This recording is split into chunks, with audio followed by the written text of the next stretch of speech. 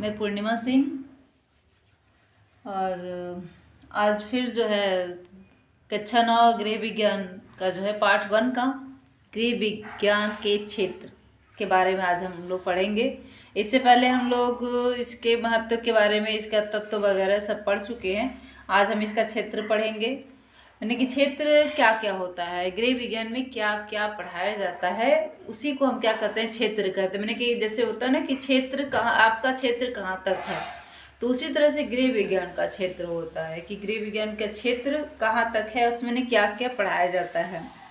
तो देखिए, इसमें जो है ना, एक सफल गृहिणी बनने के लिए हमें निम्नलिखित बातों का ज्ञान होना चाहिए, जैसे कि स्वास्थ्य रक्षा संबंधी ज्ञान, जिससे आप जो है अपने परिवार के लोगों को स्वस्थ रख सकेंगी, ठीक रख सकेंगी। उसके बाद से मातृ कला तथा बाल मनोविज्ञान, किसी भी एक गृहिणी के लिए जो है मातृ कला सीखना बहुत ज़रूरी होता है, क्योंकि अगर आपके पास मातृ कला नहीं है तो आप जो है बच्चों की मानसिकता को आप समझ नहीं पाएंगे कि वो रो रहा है। तो मैंने कि बच्चे जब रोते हैं तो उससे माँ को समझ में आ जाता है कि बच्चे क्यों रो रहे हैं, वो भूखा है, उसे कोई परेशानी है, क्या वजह है कि ये रो रहा है।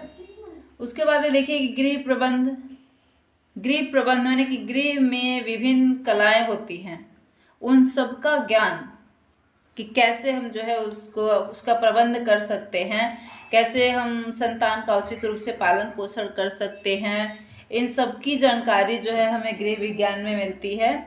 और देखिए, मनोविज्ञान, समाजशास्त्र, क्या कहते हैं, अर्थशास्त्र, ऐसे बहुत सारे विषय हैं जो हमें इसमें पढ़ने को मिलता है। देखिए, जैसे पहला है शरीर विज्ञान और स्वास्थ्य रक्षा।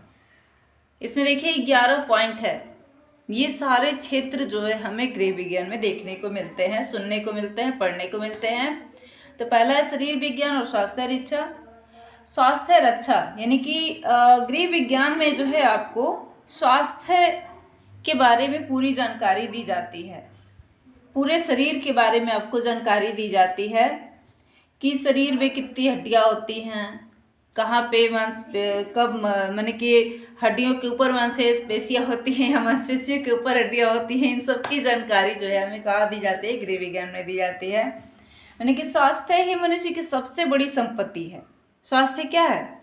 मनुष्य की सबसे बड़ी संपत्ति है। अस्वस्थ व्यक्ति सुचारू रूप से कार्य नहीं कर पाता है, तो इसलिए व्यक्ति का स्वस्थ रहना जो है बहुत जरूरी है।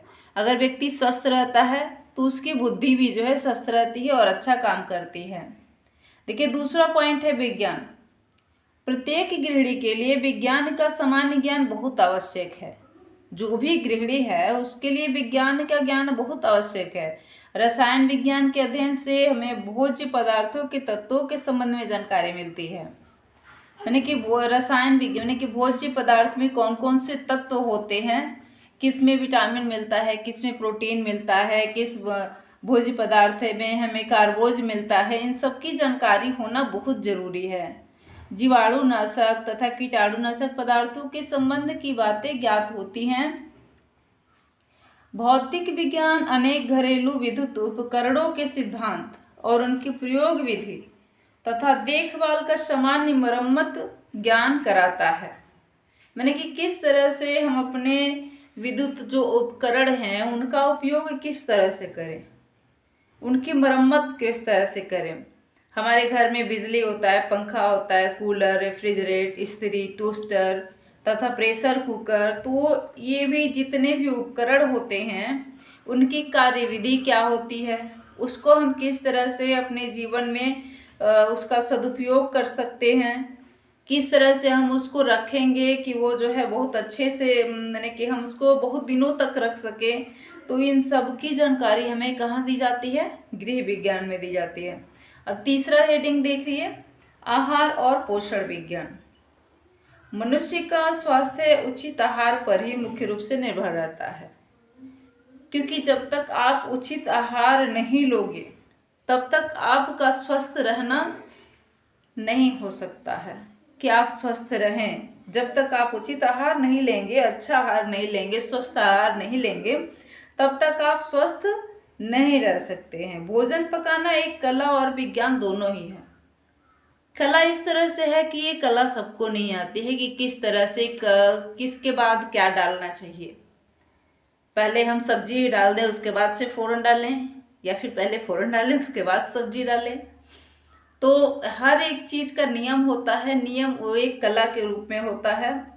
और विज्ञान इस तरह से कि किस सब्जी को हम किस तरह से बनाएं कि उसके प्रोटीन के तत्व, उसके कार्बोज, उसमें जो विटामिन है वो नष्ट ना हो, वो हमारे लिए जितना चाहिए वो मिल सके। देखिए चौथा है रोगी परिचर्या और प्राथमिक चिकित्सा। रोगी परिचर्या से मतलब है कि जो भी हमारे घर में रोगी है उसकी प्राथमिक मतलब कि पहला उपचार कह सकते हैं। मैंने कि जैसे अगर किसी को चोट लग गई तो क्या हम उसको तुरंत डॉक्टर के पास से लेके जाएंगे?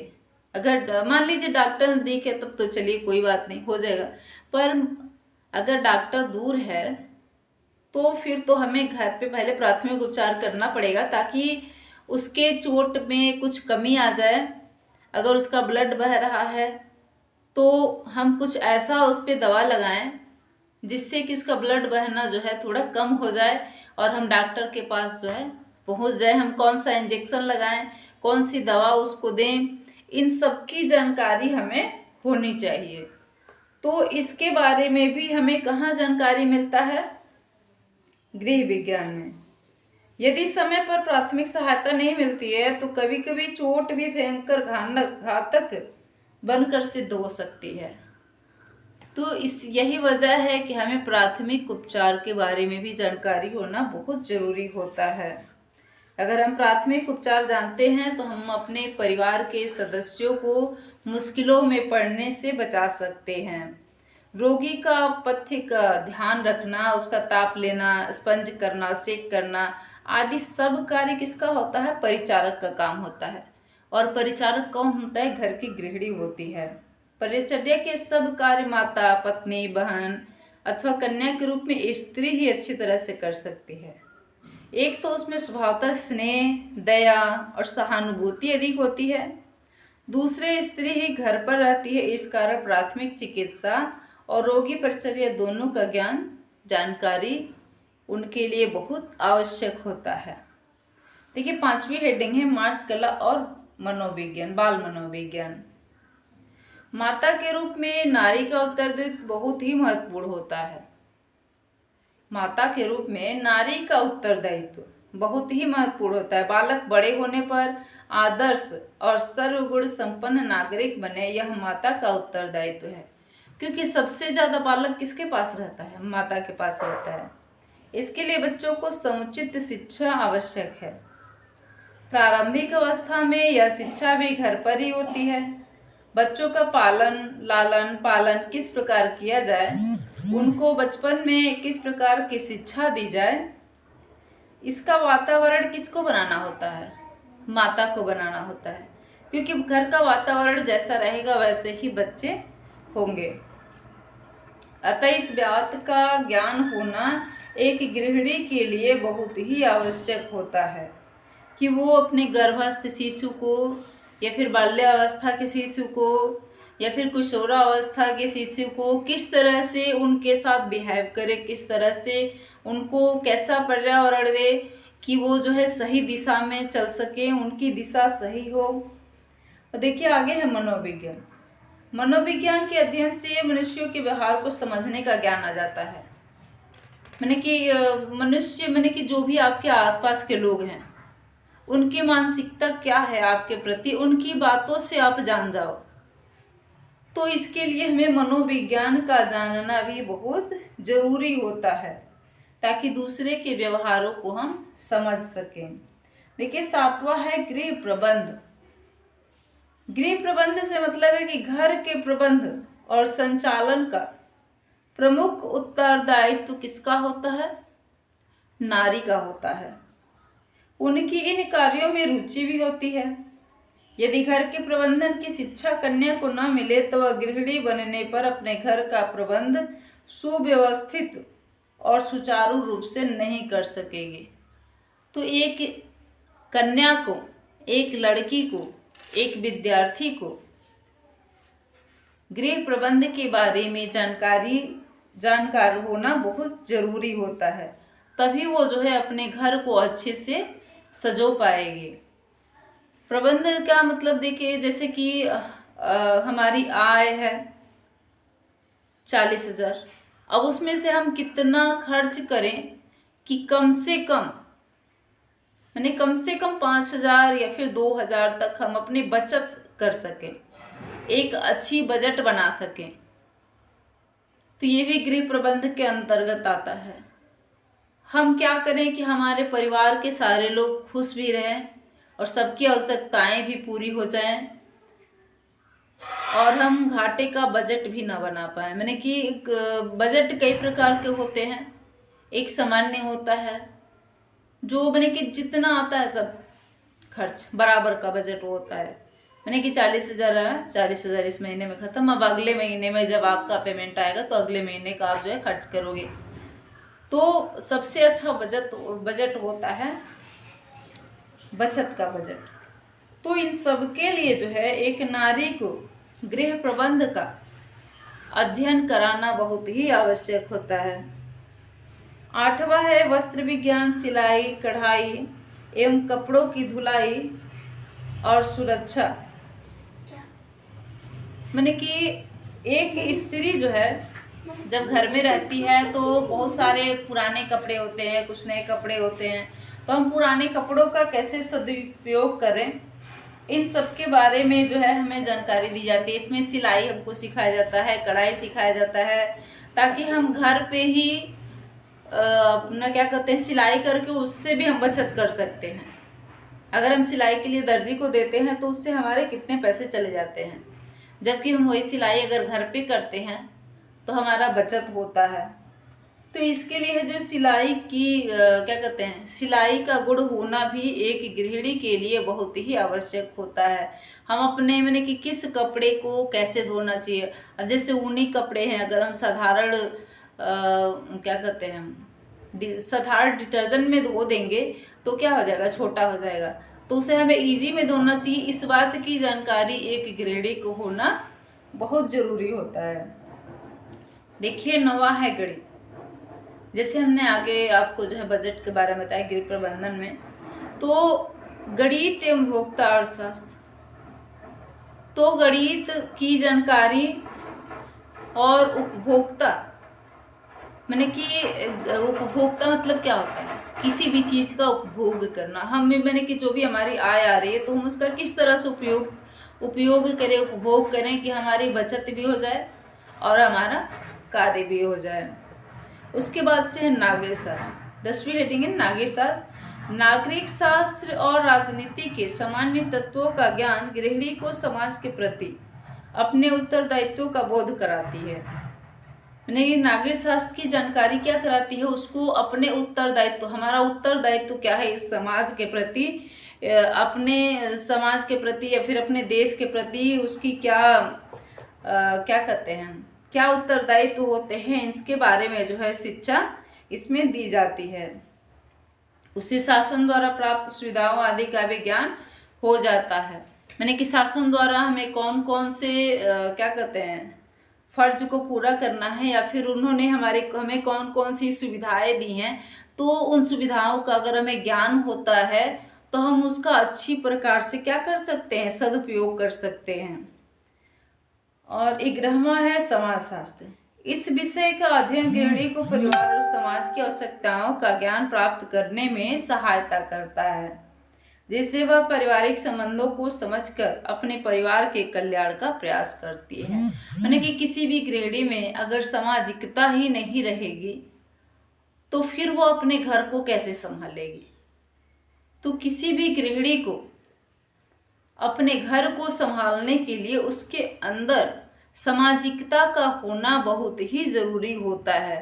आप लोग अधिकांशतः देखे होंगे ऐसे परिवार टूटते हुए जिनमें गृहिणियों के अंदर जो है सामाजिकता नाम की कोई चीज़ नहीं होती है। जैसे वो घर के जो अन्य सदस्य होते हैं उनसे उनका कोई मतलब नहीं होता है। वो अगर हमारे माने कि उनके पति के माँ बाप हैं तो उनको अपना माँ बाप नहीं समझती हैं।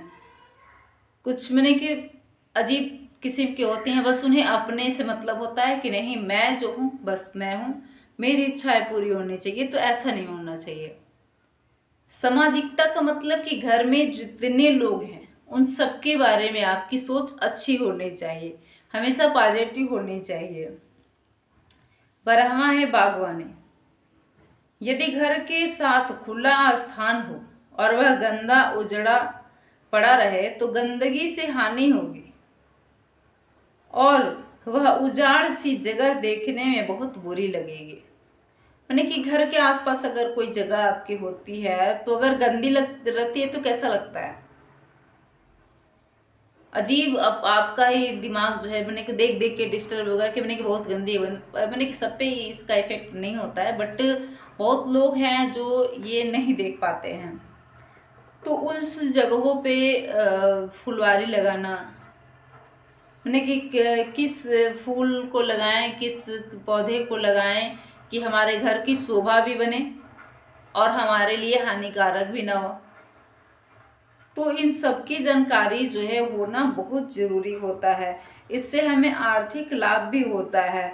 जैसे अगर तो हमारे पास ज़मीन है ज़्यादा अगर है आसपास में, जहाँ हम अपने मैंने कि सब्जी लगा सकते हैं, फल फूल लगा सकते हैं, तो उससे अगर हम सब्जी लगाते हैं तो उससे भी हमारा क्या होता है, हमें ताज़ी सब्जियां मिलती हैं, जिससे हमारा स्वास्थ्य भी क्या होता है, अच्छा होता है और हमें आर्थिक लाभ भी होता है।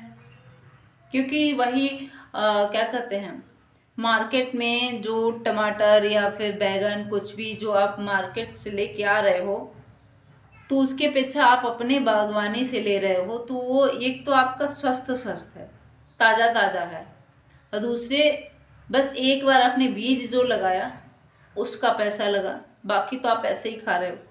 तो आर्थिक लाभ हुआ कि नहीं। तो इस प्रकार से हम देखते हैं कि गृह विज्ञान के अंतर्गत दी जाने वाली शिक्षा जो है नारी के शारीरिक, बौद्धिक और चारित्रिक विकास में